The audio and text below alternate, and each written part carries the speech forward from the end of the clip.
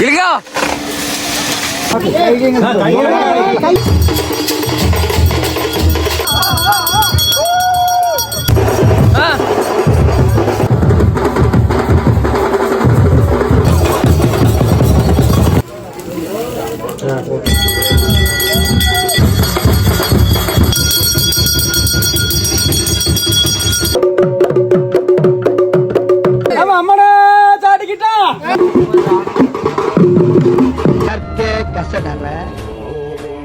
கற்பவை கற்ற பின் நிற்க அதற்கு தக.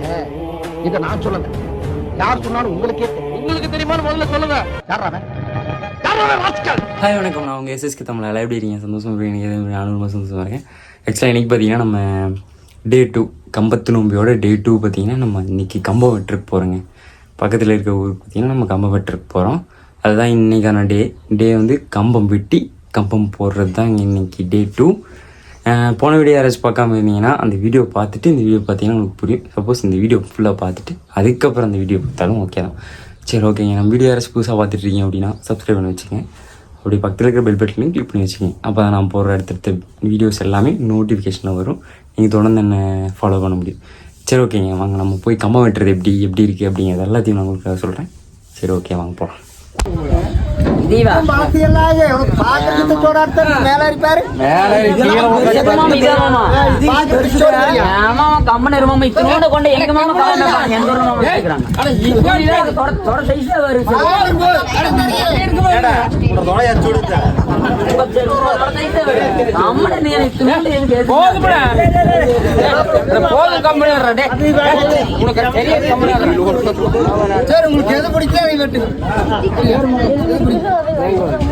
எங்களுக்கு பிடிச்சது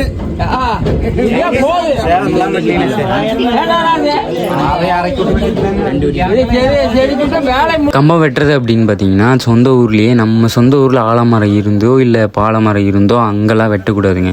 சொந்த ஊரில் வெட்டக்கூடாது. பக்கத்து ஊரில் போய் அவங்க ஊர் கவுண்டர்னு இருப்பாங்க, அவங்ககிட்ட கேட்டுட்டு உங்கள் ஊரில் நாங்கள் மரம் வெட்டிக்கிறோம், இந்த மாதிரி கம்பம் போடுறோம், நோம்பி சாட்டுறோம், அந்த மாதிரி சொல்லி கேட்டுட்டு அவங்களுக்கெல்லாம் வெத்தலை பார்க்காதுன்னு வச்சு கொடுத்து அதுக்கப்புறமா சரி வெட்டிக்கிங்கன்னு சொன்னதுக்கப்புறமா தான் நம்ம பார்த்திங்கன்னா மரமே வெட்டுவோங்க.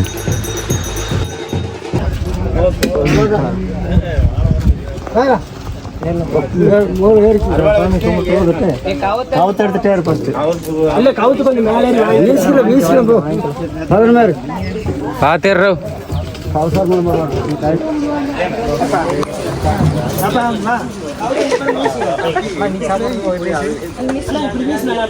என்னடா போட்டு கட்டி கொண்டிருக்கிறார்கள். சம்பவம் நடக்கும் தெரியல.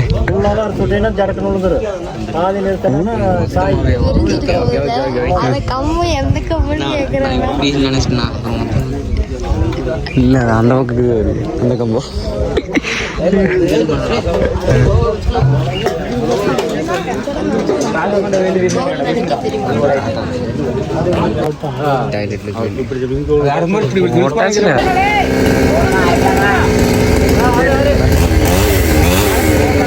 பத்திக்கு அப்பதான் தெரியும்.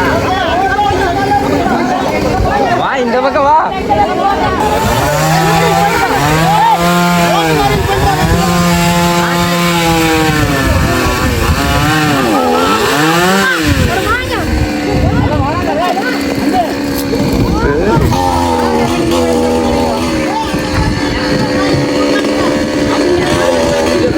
சில்றா என்ன பண்ணிட்டு இருக்கிற?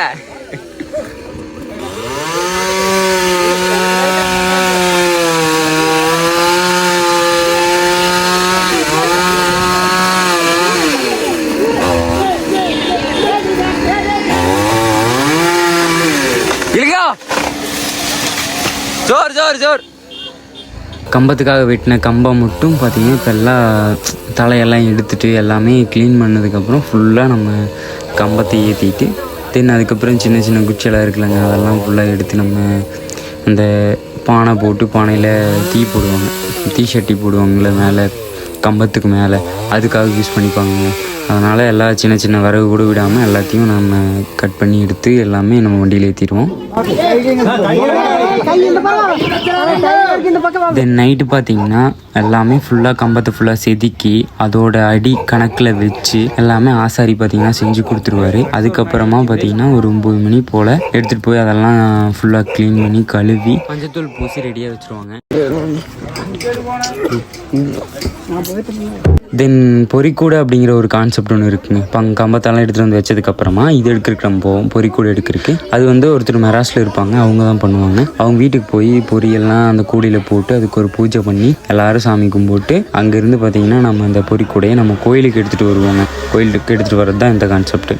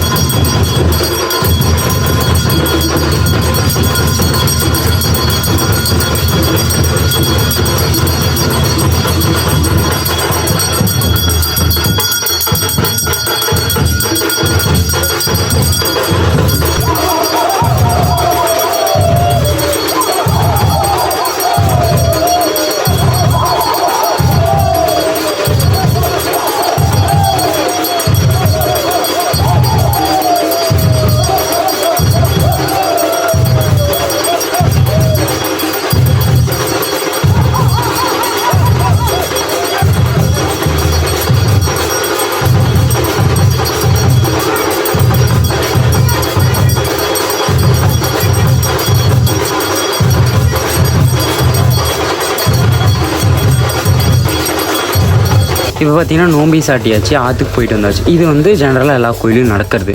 பட் இப்போ கம்பம் போடுறதுக்கு என்ன சம்மந்தம், என்ன காரணம், ஏன் கம்பம் போடுறாங்க அப்படிங்கிறத பற்றி நான் இப்போ சொல்கிறேன். ஆக்சுவலாக கம்பம் போடுறதுன்னு பார்த்தீங்கன்னா அது ஒரு கம்பம் கிடையாது, மரமாக நீங்கள் நினைக்காதீங்க, அது ஒரு உயிராக நீங்கள் நினச்சிங்க. இப்போ இருந்து ஆக்சுவலாக அக்காலத்திலலாம் பார்த்தீங்கன்னா ஒரு ஹெட்டில் ஒருத்தங்க இருப்பாங்க, அவங்களுக்கு கீழே எல்லாரும் வேலை செய்வாங்க. அந்த வேலை செய்கிற தொழிலை வச்சு அவங்கள ஜாதி மதம்னு பிரிச்சிருப்பாங்களே, அந்த மாதிரி இருக்கும்போது இப்போ வந்து எந்த காலத்துலையும் பார்த்தீங்கன்னா அப்பவும் சரி காதல் அப்படிங்கிற ஒன்று இருக்கும். அதில் பார்த்தீங்கன்னா இது ஒரு அந்த மாதிரி ஒரு கான்செப்ட் தான். ஆக்சுவலாக இப்போ நான் தொடர்ந்து இந்த கதையை நான் சொல்கிறேன். ஆனால் நீங்கள் பார்த்தீங்கன்னா இப்போ அந்த கம்பத்தை கம்பமாக நினைக்காதீங்க, ஒரு உயிராக நினச்சிக்கோங்க. இந்த கம்பத்தை எல்லா இடத்துலையும் வச்சு பூஜை பண்ணலாம்ல, ஏன் இந்த இடத்துல வந்து வைக்கிறாங்க அப்படிங்கிறதுக்குன்னு ஒரு ரீசன் ஒன்று இருக்குது. ஆக்சுவலாக பிறப்பும் இறப்பும் ஒரே இடத்துல தான் இருக்கும். பிறந்ததும் மண்ணில் தான் கால் வைப்போம், இறந்ததும் மண்ணில் தான் கிடப்போம். அந்த மாதிரி தாங்க இந்த கான்செப்ட். அப்புறம் பார்த்தீங்கன்னா கம்பத்துக்குன்னு மெராஸ் ஒன்று கொடுத்துருப்பாங்க, கம்பத்துக்காரங்க அப்படின்னு சொல்லிட்டு அவங்க மட்டும்தான் இந்த ஒரு மெராஸ் எடுத்து பண்ணுவாங்க.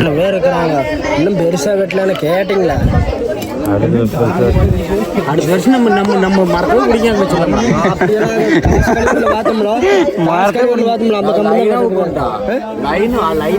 நல்லா இருந்துச்சு. இந்த பக்கம் வந்துருந்தது அங்க வந்துட்டாங்க பலர் வளையம், நம்ம அங்க போயிடல அடுத்த வருஷம்.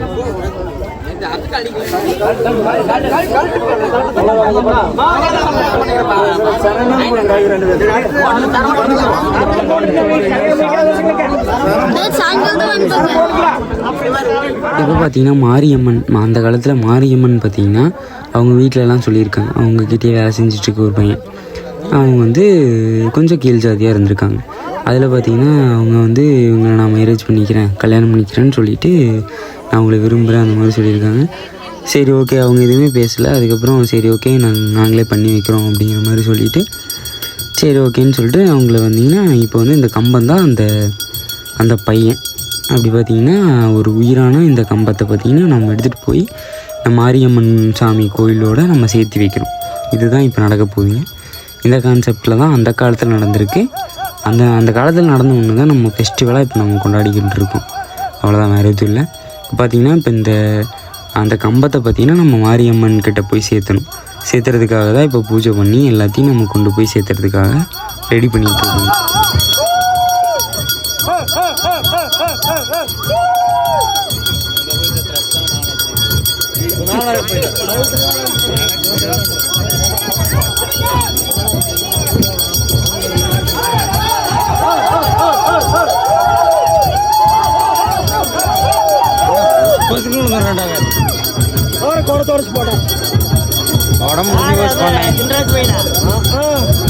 அவனை கட்டித்தான் வச்சு வர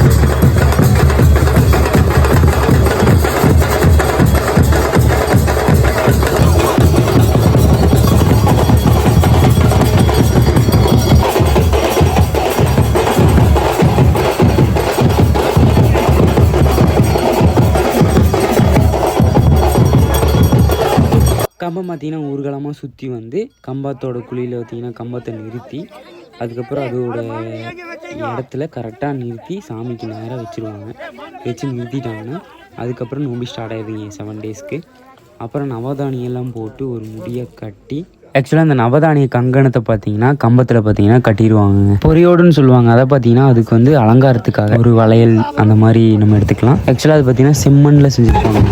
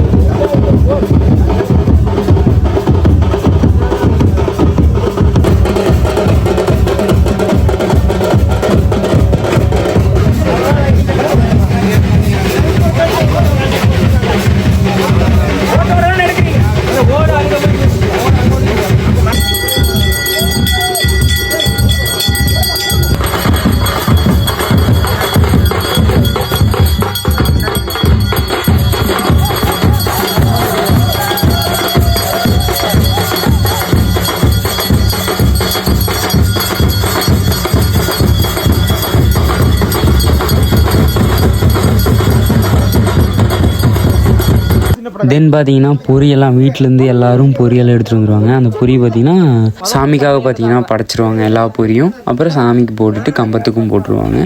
அதோட கம்பம் போட்டாச்சு. நோம்பி வந்து ஸ்டார்ட் ஆயிடுச்சுன்னு இருக்காங்க.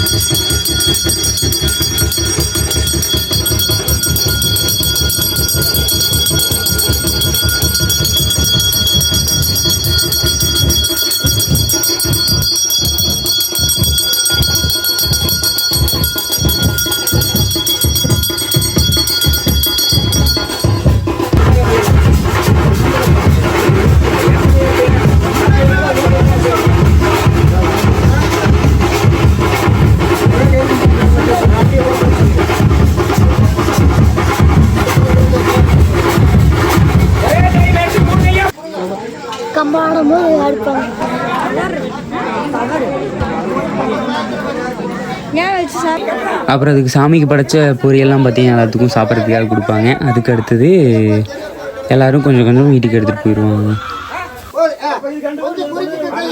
அப்புறம் கம்பத்தை சுற்றி அடிக்கிறதுக்காக மத்தாளமெல்லாம் இருக்குது இல்லைங்க, அந்த கம்பத்து மத்தாளம் பானை மத்தாளம் அதெல்லாம் பார்த்திங்கன்னா பூஜையை போட்டு ஃபஸ்ட் ரவுண்டு ஃபஸ்ட் டே அடிப்பாங்க.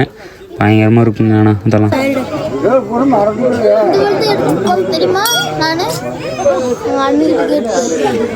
சாப்பிட்டே இருக்கிறேன்.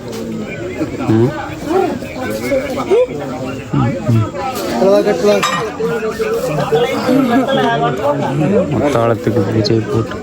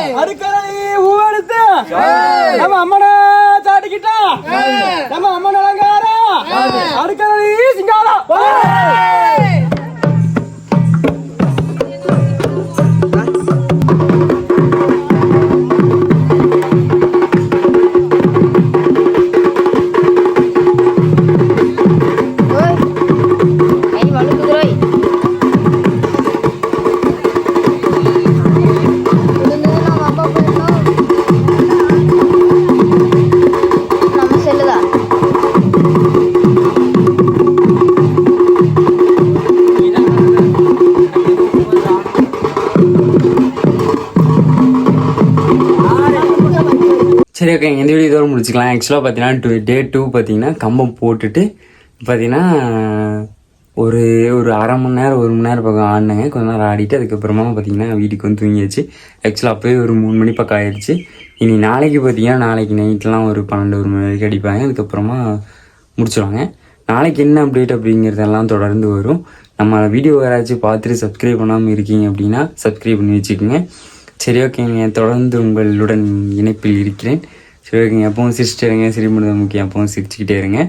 இது ஒரு ஸ்டோரியாக எடுத்துக்கோங்க. இது ஒரு எப்படி சொல்கிறது, எனக்கு என்னோட முப்பாட்டர்கள் அவங்கெல்லாம் சொன்னது இந்த கதை. இதை நீங்கள் ஒரு ஸ்டோரி எடுத்துக்கோங்க.